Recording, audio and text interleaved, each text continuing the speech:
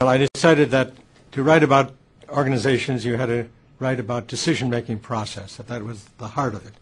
And that was a fairly new idea then, but it certainly was already embedded in Barnard's work.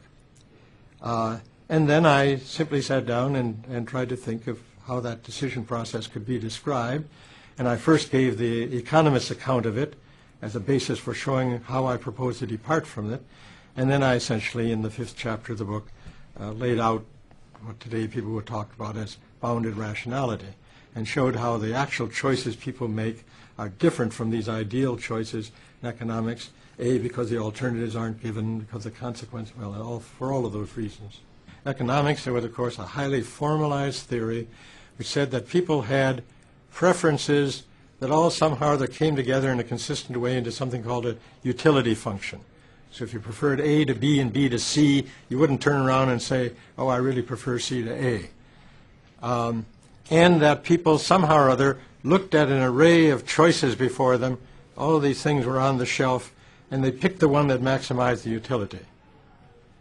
And that seemed to me to be a very dubious way of describing human choice. First, because I couldn't find in my own mind or in my friends a consistent utility function.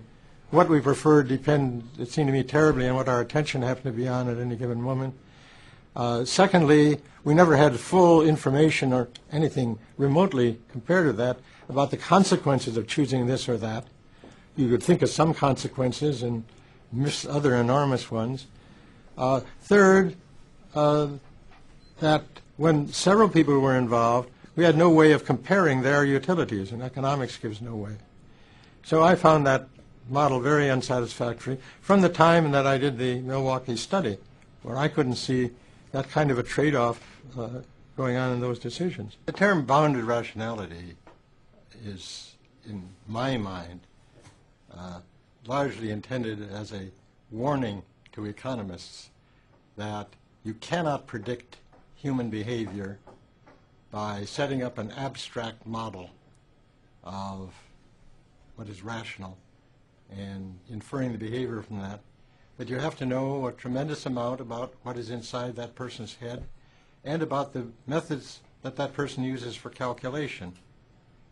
Those are empirical questions that are not to be settled by sitting in an armchair.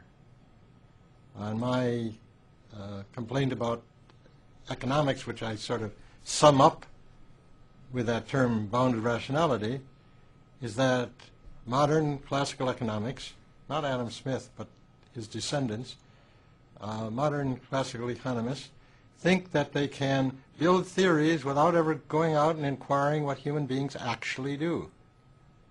Now, bounded rationality by itself is not a positive, contentful theory, although I have made suggestions for such a theory in connection with it. It is rather a strong demand that, like any other empirical science that proposes to explain the world, we go out and observe the world.